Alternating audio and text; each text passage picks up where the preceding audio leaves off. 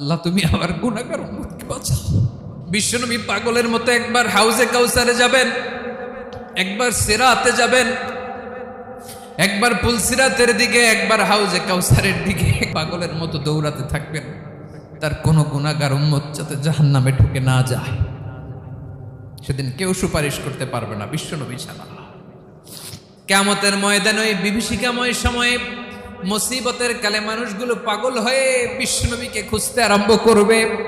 সবাই মিলে বিশ্বনবীর কাছে যেয়ে বলবে, ইয়া রাহমাতাল লিল আলামিন, ইয়া খাতামান নবীন, রাহমাতাল লিল আলামিন। দেখেন আমাদের কি অবস্থা, কি কঠিন বিপদে আমরা আছি, দাঁড়াতে পারি না, সূর্যের আলোতে ঘেমে হয়রান। আজকে কেউ সুপারিশ করতে পারবে না।